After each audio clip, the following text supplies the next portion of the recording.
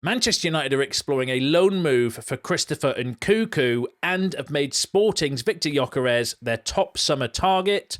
Reports suggest this summer could be the biggest in United's history, with Hakimi and Florian Wirtz linked, but where is that story coming from? The club are also monitoring Tyler Dibling and Ademola Lookman. Antony's loan move to Real Betis is almost done, and updates on Rashford and Nypan, and more in today's video as we run through all the latest Manchester United news and transfer news that will keep you right up to date with everything. Welcome to Man United Review. My name's Jamie. Before we get into it, smash a like on the video. Let's jump straight into it. So, this morning's video I brought you had a lot of conversations and a lot of reports suggesting about a possible swap deal with Christopher Nkunku and Garnacho. We had a report suggesting that Chelsea wanted £70 million for Nkunku, and I think, going off of the comments, the general feeling around that is an absolute nonsense from United to even consider, one, paying £70 million for Christopher Nkunku, and then secondly, swapping him with Garnacho as well would make absolutely zero sense. I think, in my opinion, and most of you in the comments going off of this morning's video were probably saying the same things as well. Absolutely no chance we should be considering those sort of deals. But there's been another kind of interesting update coming from Sky Sports, saying that Manchester United are discussing whether to make a loan move for Christopher Nkunku. Permanent move thought to be highly unlikely. Now, the Muppeteers has also said something similar regarding this as well. Now, just to kind of be clear, right, I would absolutely not sign Christopher Nkunku for £70 million. I would not want to swap Christopher Nkunku for Garnacho either, because I think both are ridiculous. The £70 million for him is a ridiculous price, and swapping him for Garnacho makes very little sense. As I mentioned on this morning's video, he's 7 years older and has a worse injury record and is practically on 3 times more wages than him as well, which is insane to me. However, a loan deal for Christopher Nkunku I could get behind if it's just a straight loan with no obligation or no option to buy. I could well get behind that, because I think he would be like the whole thing about Nkunku. I think he's a good player. I really kind of like him as a player. I liked him when he was at RB Leipzig when we had Ralf Rangnick in, and there was all the kind of links coming with him there. And interestingly, Christopher Vivell was the one that signed him for Chelsea, just FYI, while we're kind of going through that. He is a good player, and I think he would be really good in the inside kind of number 10 positions. So I actually rate that. I think that would improve the team. I think Christopher Nkunku improves the team, right? I just don't want to pay £70 million for him, and I don't want to swap him with Garnacho. I hope that makes sense. But regarding it as well, because I've heard a lot of talk and a lot of stories regarding him being potentially a Garnacho replacement. But me personally, if you're talking about loaning Nkunku, I would see that as more of a replacement for Antony, because we're loaning Antony out to Real Betis, and then you're loaning Christopher Nkunku in. That's like a like for like, because I've heard a few reports and people saying about, a Garnacho replacement. We haven't actually sold Garnacho yet, so you can't replace somebody that you haven't sold. And we haven't sold Rashford yet. We might do. There's still a few days left in the transfer window, but I would see Nkunku coming in on loan as a replacement more for Antony going out on loan, which again would make kind of sense, because just on Antony had his medical examination this morning before signing his contract. That came from Spanish outlet. He's kind of been photoed at the airport and everything like that as well. And this was really interesting, actually, just while we're talking about Antony. Sky was saying that Manchester United forward Antony is given permission to travel for medical with Real Betis. Betis will pay at least 84% of his wages plus bonuses. It's a straight loan. Depending on performances, United could make profit on wages. They did with Sancho to Dortmund last season. So that would actually, I never really thought about this in this morning's video when we covered the Antony deal. That's actually a really good deal for Real Betis to be paying 84% of his wages. Remember, he's on £200,000 a week, so it's about £170,000 roughly has been saved through the Antony loan deal. So then if you think of Christopher Nkunku's on about £195,000 a week at Chelsea, so if we've saved 170, that then gives us money not to pay all of his, because you're not going to pay all of his wages for a loan from Chelsea, but even if you had to pay 50% of his wages or 75% of his wages. We've got the money there now that Antony's gone, because we've got a good deal, I think, from Real Betis to be paying like around 85% of his wages. That would make more sense to me. And actually, so Christopher Nkunku, for me, if we're talking about loaning him in, would be a direct loan replacement for Antony. So that I would do. I'd be cool with that. I actually think it would improve the team and improve the squad, and it provides us a short-term gap between now and the end of the season. But I don't want to touch him on a permanent deal. I wouldn't want to pay £70 million from, and I wouldn't want to swap him with Garnacho. But let me know your opinions in the comments. Let me know if you would loan Nkunku, if it was just a straight loan. We pay some of his wages for between now and the end of the season. Let me know in the comments if you would do that deal. Let me know down below. Now let's move on to some other news. So Manchester United have identified Sporting striker Viktor Gyokeres as the top target to strengthen the front line in the summer. Now that came from Mike Brown via Football Insider. Now Mike Brown is the former head scout of Manchester United. He's done a few kind of reports. I brought you a few stories from him in the past regarding transfer news. Still apparently well connected within Manchester United, suggesting that Viktor Gyokeres is the top target to strengthen the front line in the summer. I could get behind that. He's definitely a player that we've scouted multiple times, even before Amram came in. Now Amram is in the building. It just kind of would accelerate the kind of noise and the rumours and stuff. And he had the following to say as well. So Gyokeres is still their top target for that position. He is the one Amram wants, because I think there's a big problem with the strikers at the moment. I agree. They don't have to be careful with just backing they do have to be careful with just backing the manager, because we saw what happened under Ten Hag, where they spent a lot of money with not a lot of returns. So, kind of going on to the Ten Hag buying all of his kind of former players or players that have played with him in the past, which again I can kind of get behind. But Ron Atkinson once said to me, everyone can make a mistake in the transfer market, but not when it's a player you've had before. So that's a valid point as well, although I would argue to say that Ten Hag made a mistake on that as well by bringing in some of the players that he did, even if he knew them. But let me know what you think about that in the comments. And then just on Viktor Gyokeres, this report came out. Now, this would be insane. Say that Manchester United is prepared for the summer transfer window that could be the biggest in their history, with 3 names on the shortlist. Viktor Gyokeres, we've just spoken about, Lucien Wirtz, and Hakimi. United want to give Amram the best chance to succeed. Now, that would be an insane summer if it did not come from Fachahez, who are probably one of the most unreliable sources around a lot of aggregator accounts and stuff online. Always seem to kind of quote Fachahez, and I don't know why, because they're one of the worst sites around for transfer rumours and stuff, yet they always get reposted, and then further down the line you'll probably hear stories from different outlets come, and they all like I've done debunking before, and I've traced it all back to like Fachahez, and they're not a very credible source. But that would be an insane summer. It would be a very expensive one. I don't know how we would get the funds, but then saying that, if I don't know how we would get the funds to do it. But then if you're going to sell Garnacho, Rashford, that's 2 players that are homegrown profit, and then Rashford's wages off the books, Casemiro's potential wages off the books as well. We could be in line to actually have a pretty big summer, but I don't think we would have the capital available to do that.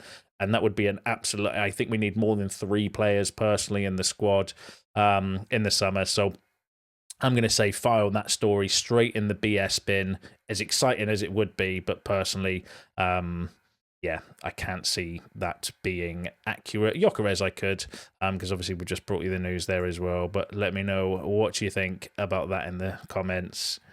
Now let's move on to some other transfer news. So Tyler Dibling would prefer a move to Manchester United before any other team in England. Again, that came from Mike Brown.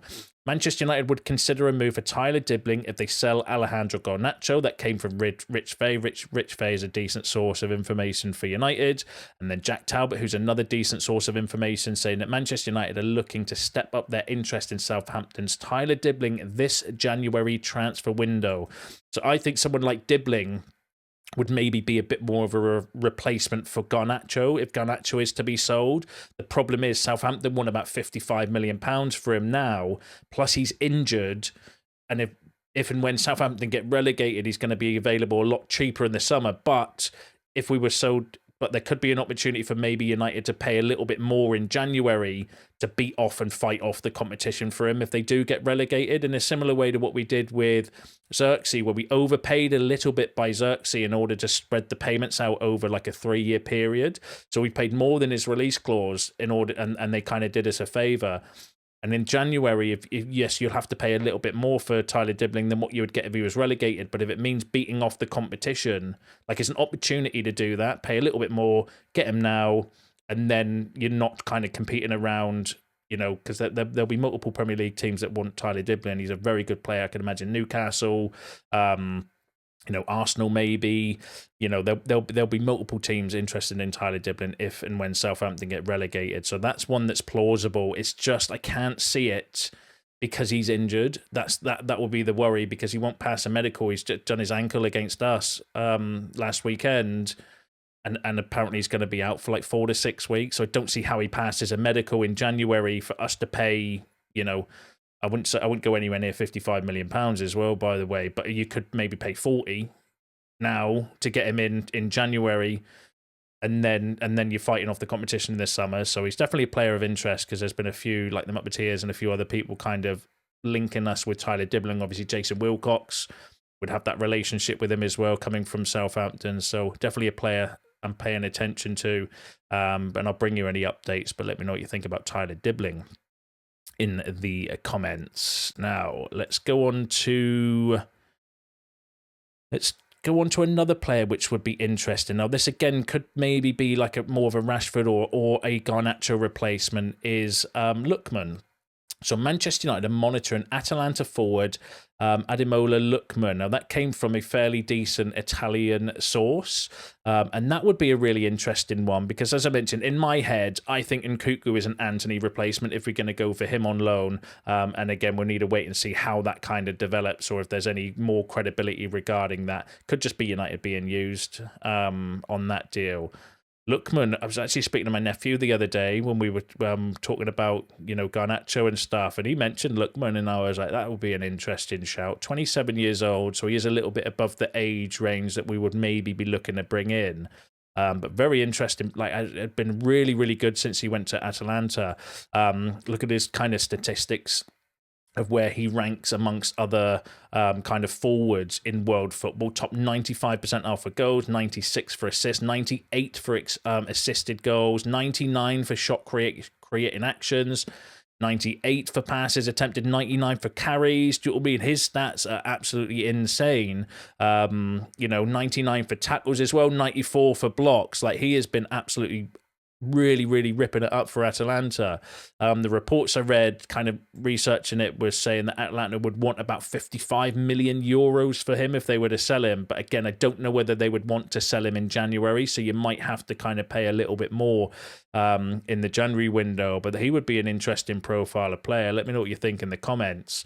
In terms of stats, 26 appearances this season, 14 goals, 7 assists, and can play as a centre forward or as a second striker, so can play in that kind of inside 10 position that we would be looking for, potentially up front, although I do think that's his kind of best role, in behind a striker, and would be a really interesting profile. Again, kind of worry would be, he was at Everton before in the Prem, didn't exactly look good then, but then, we've seen examples of like De Bruyne and Mo Salah and other players that have been at Premier League clubs, gone away, developed, come back and been really good. And I'm not comparing him to Mo Salah or Kevin De Bruyne, by the way. I was just using that as an example, but I think that would be a decent option maybe to bring in if the price was right. I would worry about paying that sort of money for Lookman, because that's a big chunk of the Garnacho money, if he is to be sold, that you'd be using on Lookman. And I'm sure we've got but yeah, let me know what you think about that in the comments.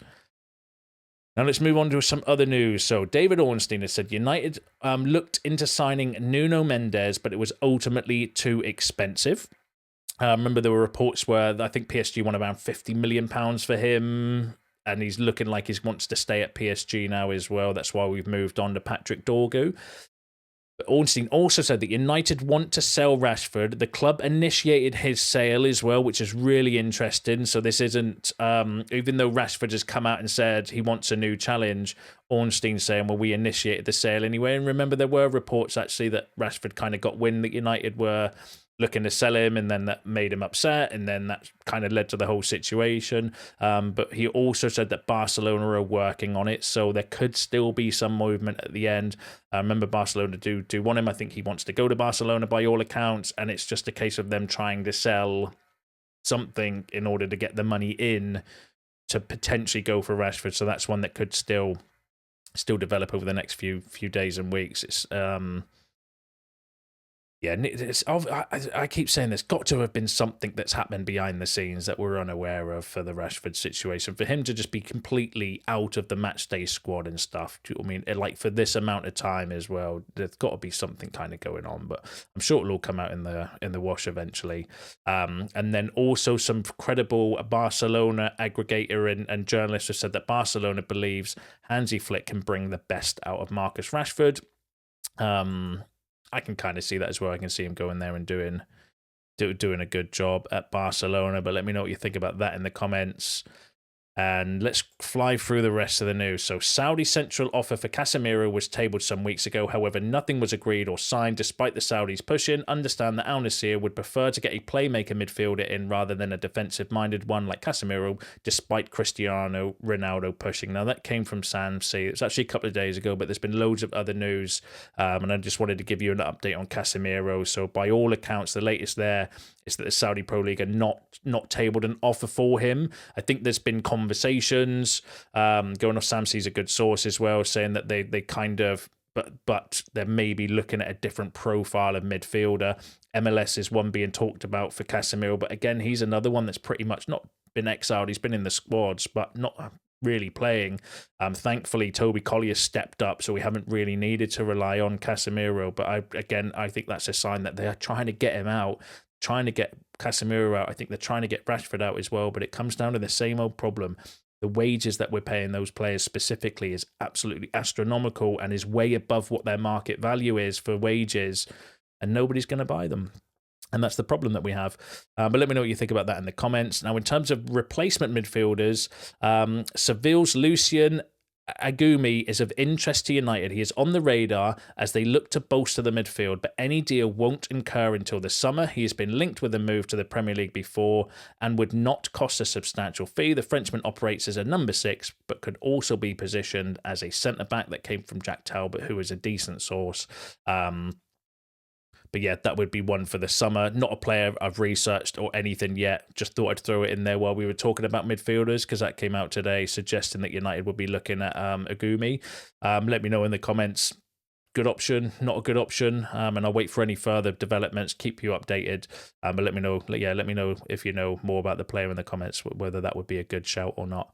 And then the final story I've got for you is about Nypan. There's been a lot of, Nypan was a player that we were heavily linked with up until like a few weeks ago, and then it just pretty much since Amorim came in, actually the noise around it just totally disappeared. So I think this is a player that we were invested in and we were potentially going to be getting, but then with Ten Hag going and us switching direction to Ruben Amorim, I don't think this is a player. I think since Amorim came in, we've switched to different kind of profile of players. So if you remember at the time, the reports around transfers were that Amorim was going to assess the squad and all of this kind of stuff, have a look at it, and then kind of profile the players and start scouting the players as well. And I think that's what's happening with Nypan. But there was reports yesterday saying that Nypan was flying to Manchester ahead of an expected move to Premier League club. No word on whether he's joining United or City. Now, that came from a decent Norwegian journalist who was actually quite reliable when it comes to some of the Nypan stories before. However,